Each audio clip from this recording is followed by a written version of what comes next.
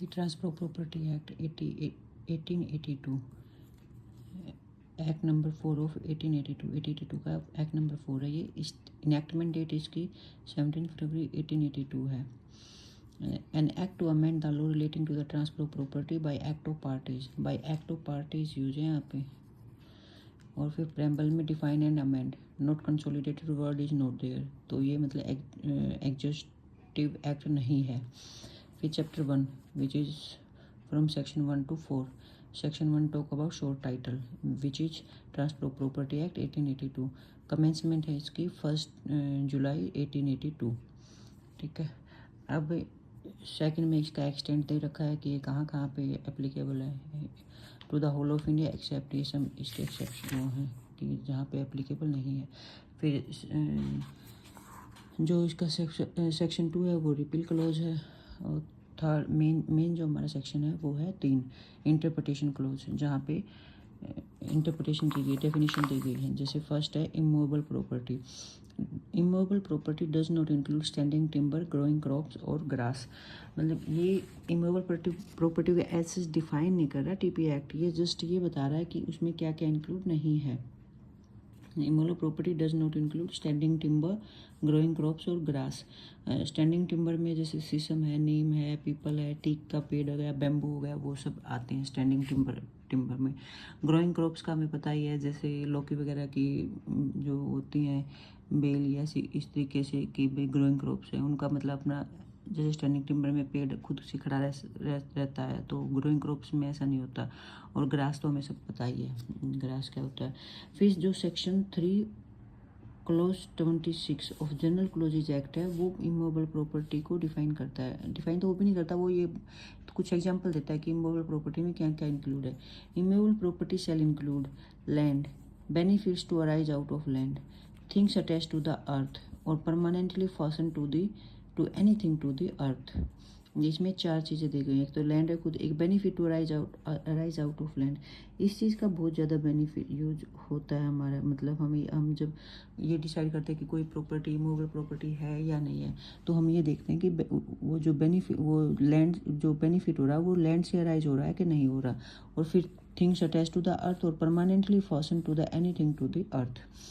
फिर section 2 clause 6 of registration act भी immovable property की बात करता है, जो कहता है कि immovable property includes land, building, hereditary allowances, right to ways, light, ferries, fisheries, any other benefit to arise out of land. ये भी अराइज आउट ऑफ लैंड की बात कर रहा था, और benefit arise out of land ये भी यहाँ पे भी बात हो रही है। Things attach to the earth, things attach to the earth, permanently fasten to anything which is attach to the earth, permanently fasten to anything which is, मतलब जो ये चारों चीज़ें हैं ये जो रजिस्ट्रेशन एक्ट में डेफिनेशन दी गई है उसमें भी इंक्लूड है लैंड, और बाकी की 3 यहाँ पे भी। फिर बीच में इसमें कुछ और एग्जांपल ऐड कर दिए जैसे फिशरीज वगैरह वो सब। But note standing timber, growing crops और नोट ग्रास, मतलब जो हमारा टीपीए कहता है कि ये चीज़ें इमूवेबल प्रॉपर्टी में इंक्लूड नहीं है, वही बात रजिस्ट्रेशन एक्ट करता है। फिर लैंड क्या है? Earth surface, all objects which are on और under the surface in its natural state, जो मतलब नेचुरल स्टेट में है लैंड के ऊपर या नीचे, उसको हम लैंड कंसिडर करते हैं। Benefit to arise out of land, profit से पेंड्रे, मतलब एक डॉक्ट्रिन है प्रॉफिट से पेंड्री। हमें ये देखना पड़ता है कि जब कोई हमें ये पता करना होता है कि कोई प्रॉपर्टी इमूवेबल प्रॉपर्टी है, मूवेबल प्रॉपर्टी है, तो हम प्रॉफिट पेंड्रे भी को भी ध्यान में रखेंगे। अगर प्रॉफिट पेंड्रे है तो इसका मतलब वो प्रॉपर्टी इमूवेबल प्रॉपर्टी है। प्रॉफिट पेंड्रे का मतलब होता है benefits to arise out of land. English law में इसको प्रॉफिट पेंड्रे बोल देते हैं, और अपने इंडियन लॉ में इसको बोलते हैं हम benefits to arise out of land. फिर एक केस है Ananda Behera versus state of Orissa 1956 का सुप्रीम कोर्ट का। Right to catch fish from Chilika lake was held to be an equivalent to profit से prendre in England, thus an immovable property. मतलब जो right to fishery है वो इमूवेबल प्रॉपर्टी हेल्ड की गई थी आनंदा बेहरा के केस में, और इसी डॉक्ट्रिन के तहत जो कि प्रॉफिट पेंड्रे के तहत। फिर Shantabai versus state of Bombay 1958 Supreme Court. Right to enter land, cut and carry away woods was held to be immovable property.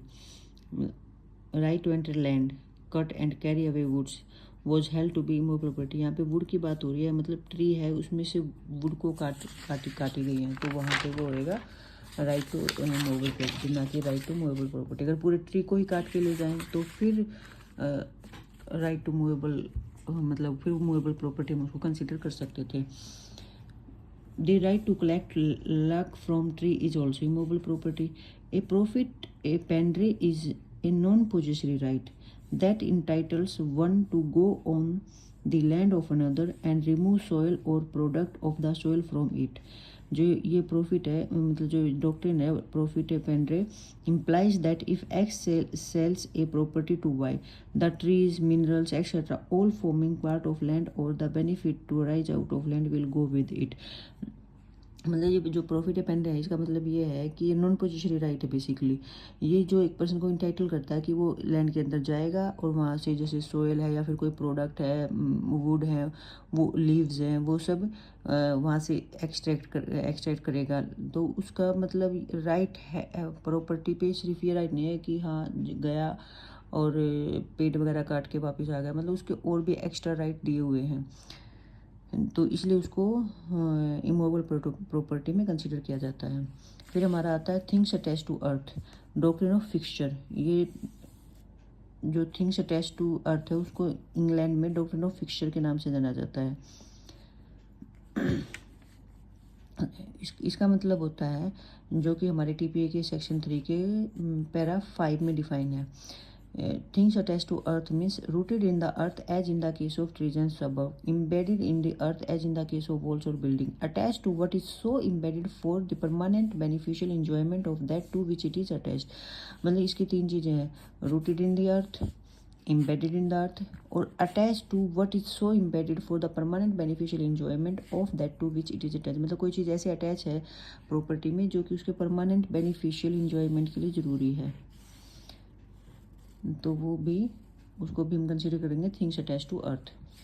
फिर एक क्वेश्चन है, how to determine whether any movable property attach to earth और permanently fasten to anything so attached has become immovable property. तो इसका if it has become it is called a fixture.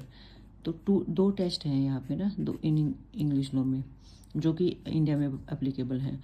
Mode of annexure, जिसमें एक case है Holland versus Hodgson 1872 का, और फिर दूसरा है ऑब्जेक्ट पर्पज ऑफ एनेक्चर, मतलब मोड ऑफ एनेक्चर क्या है और फिर उस एनेक्चर का पर्पज क्या है। तो जो पर्पज है वो इंटेंशन की बात करता है basically. Permanent beneficial enjoyment based on the maxim quicquid plantatur solo क्रेडिट whatever is planted on the soil belongs to the soil, मतलब सोइल पर जो भी हम उगाते हैं वो सोइल से ही बिलोंग करता है। इसका मतलब बेसिकली ये है। तो यहाँ पे परमानेंट बेनिफिशियल इंजॉयमेंट जो यहाँ पे हमने यहाँ पे भी देखा था, परमानेंट बेनिफिशियल इंजॉयमेंट, मतलब मेन तो हमें इंटेंशन देखनी है कि इंटेंशन कॉन्ट्रैक्ट के टाइम पे इंटेंशन क्या थी। इंटेंशन ऐसी थी कि हाँ भाई वो परमानेंटली उस चीज़ को यूज़ करेगा, परमानेंटली का यहाँ पे मतलब है for the long period of time, तो वहाँ पे प्रॉपर्टी इमूवेबल होएगी। Intention to permanently benefit the immovable property if owner fixes fan lighting system etcetera. अब मान लो कि कोई प्रॉपर्टी का किसी घर का कोई ओनर है, उसने वहाँ पे फ़ैन वगैरह लाइटिंग वगैरह सिस्टम पूरा सेट किया है, तो वहाँ पे इंटेंशन देखी जाएगी कि वो वहाँ पे परमानेंटली परमानेंट बेनिफिट लेने के लिए ही तो उसने ये सब चीज़ें ऐड की हैं।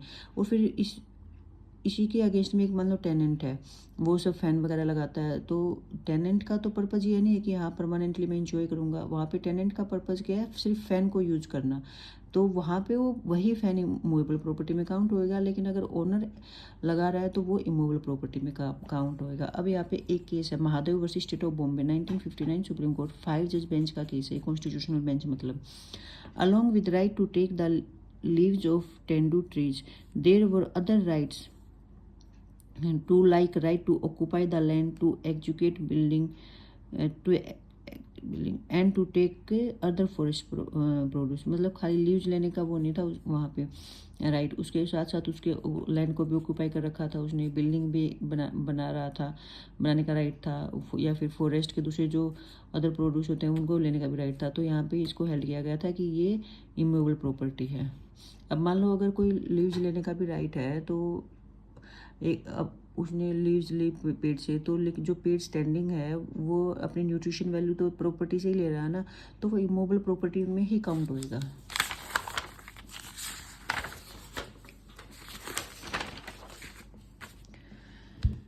State of Orissa versus Titaghur paper mills company limited 1985 supreme court held that the contract should be examined as a whole with reference to all its terms. The bamboos contract, right to cut and remove bamboos with several ancillary right, is related to immovable property as a benefit rise out of land. फिर ये case है from छोटा भाई Jethabhai Patel and company versus state of MP 1953 का case है। Leaves that can be plugged are those growing on trees falls under growing crops not immovable property. Movable, अब हम आते हैं मूवेबल प्रॉपर्टी पे कि मूवेबल प्रॉपर्टी क्या है। नॉट डिफाइन इन टीपीए में तो डिफाइन है नहीं, जनरल क्लोजेज एक्ट में डिफाइन है कि movable property is that property of every description except immovable property. मतलब एक सिंपल सी बात बोल दी, जो इमूवेबल प्रॉपर्टी नहीं है वो उसके अलावा जो भी प्रॉपर्टी बची वो सारी मूवेबल प्रॉपर्टी है। अब इस पे केस है Bamadev Panigrahi versus Mono Ramaraj 1974 Andhra Pradesh. Cinema equipment on rented land held movable property. अब किसी ने प्रॉपर्टी रेंट पे लिया है, वहाँ पे सिनेमा हॉल इस्टेब्लिश किया है, उसके सारे इक्विपमेंट लगाए, स्क्रीन वगैरह सब, तो लेकिन उसकी इंटेंशन तो टेम्प्रेरी होएगा। जब तक वो रेंटल प्रॉपर्टी पे है तब तक ही रखेगा वो उनको, उसके बाद तो वो उनको हटा लेगा वहाँ से। तो वहाँ पे इंटेंशन ही देखी जाएगी। तो इंटेंशन चीज़ हो रहा है कि उसकी इंटेंशन टेम्प्रेरी थी, तो वहाँ पे हो गया ये मूवेबल प्रॉपर्टी। फिर ये है Deccan industries limited versus state of UP 2000 supreme court. Depends on the intention of the parties. मतलब वही बात हो रही है कि पार्टीज की इंटेंशन क्या है, उस चीज़ पे डिपेंड करेगा कि वेदर प्रॉपर्टी इज मूवेबल और इमूवेबल। अब स्टैंडिंग टिम्बर क्या होता है, इसके लिए एक टेस्ट है। Not the nature of tree alone but the way in which it is intended to be dealt with. मतलब खाली ट्री का नेचर डिफाइन नहीं करता कि वो स्टैंडिंग टिम्बर है या फिर इमूवेबल प्रॉपर्टी है। वहाँ पे नेचर के साथ साथ इंटेंशन भी देखी जाएगी। नेचर तो है ही है, ऊपर से इंटेंशन। मेन जो क्रूशियल पार्ट है वो है इंटेंशन का। इंटेंशन डिसाइड करती है कि प्रॉपर्टी इज मूवेबल, इमूवेबल और मूवेबल। फिर Shantabai versus state of Bombay 1958 Supreme Court. Honourable Supreme Court laid down some important proposition in regard to standing timber. मतलब स्टैंडिंग टिम्बर के बारे में इसमें सुप्रीम कोर्ट ने बोला शांता बाई केस में। तो standing timber is different from a timber tree. Timber tree से अलग है। स्टैंडिंग टिम्बर क्या होता है, cut can be used as timber. लेकिन टिम्बर ट्री में क्या है, refer to a tree drawing sustenance from the soil.